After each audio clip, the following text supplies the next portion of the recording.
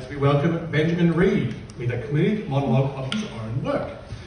Ben has been developing all manner of theatrical skills over the last few years since his first try-new theatre production, Puffs, and has been working on developing his own writing for performance. This comedy memoir, The Sad 6'5 Elf, is his debut work, so be sure to keep an eye out for more Ben Reid works in the future. Please welcome Ben Reid to the stage with The Sad 6'5".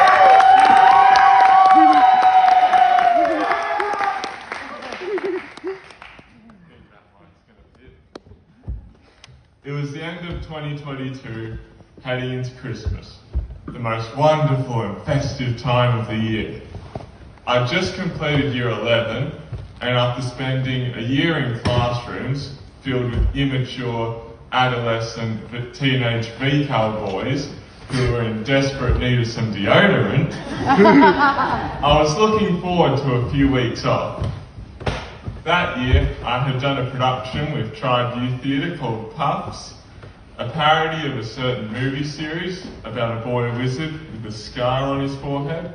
You know the one? And wanted to do some more performing. So I looked for some acting jobs on a casting website, and one day came across a job, contracted at Myer, working for a company called Santa and Elves. I know what you're thinking. So obviously, I applied to be an elf. I got a call from the company one day to tell me that I'd got the part and that they needed me for the job. They also told me that finding a 6'5" elf costume was going to be a little bit of a challenge.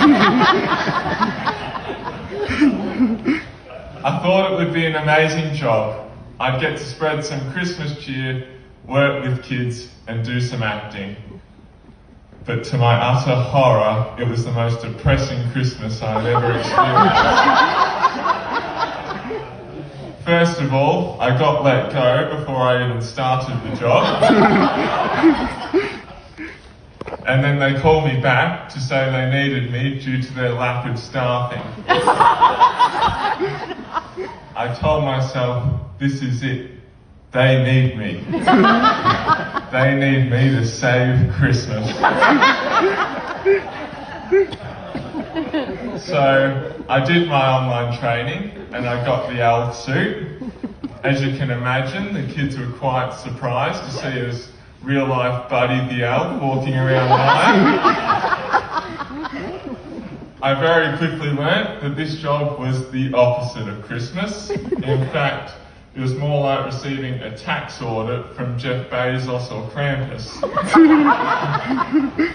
My blood sugar levels were so low on the first day because we weren't allowed to go on break and we could only use the Subway cookie vouchers at the Subway next door. So all I wanted for Christmas was some much needed carbohydrates. But little did I know what would unfold next would be the most embarrassing thing I'd ever experienced. You see, Myer had had some troubles that year, which meant us elves were taking photos on the bottom floor, and the staff room was on the top.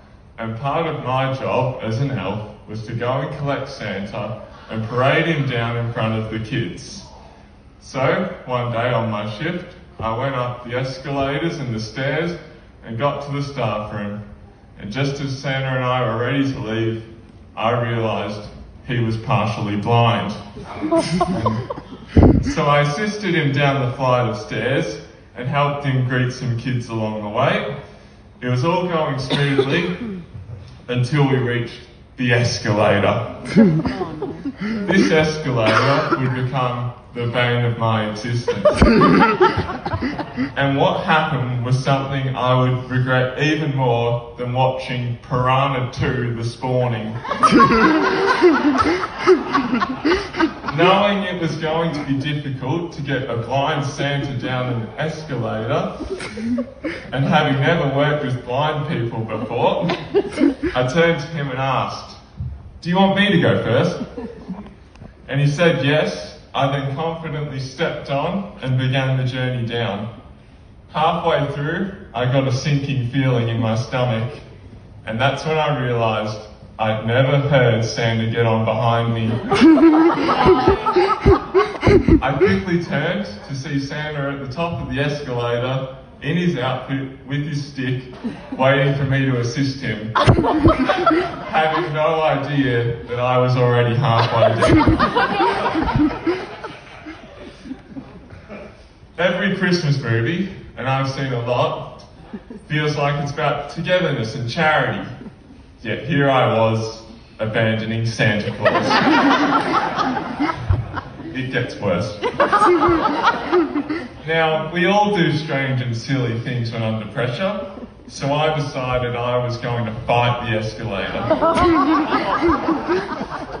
I started walking back up, and it kept going and going and going, whilst I was moving nowhere.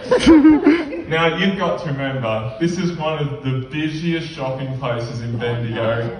Santa is in his full outfit with his stick, and I'm a 6'5" elf in full gear walking up an escalator. Eventually, after a good 30 seconds, a staff member told me I could just go down the escalator and catch another one up front.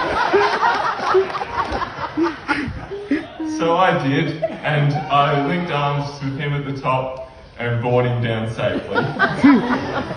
Not long after, I was on a family holiday, and I was at Barwon Heads in the local IGA. In every boy's favourite section, I'll eat desserts. I was deciding whether to go with the box of cornettos or the half-price Sara Lee chocolate pudding.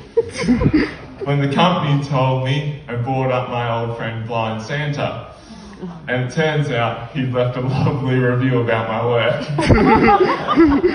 So, if there's any takeaway from my story, it's that you should never fight an escalator, always take the stairs, and something about the true meaning of Christmas, but always take the stairs. Merry Christmas.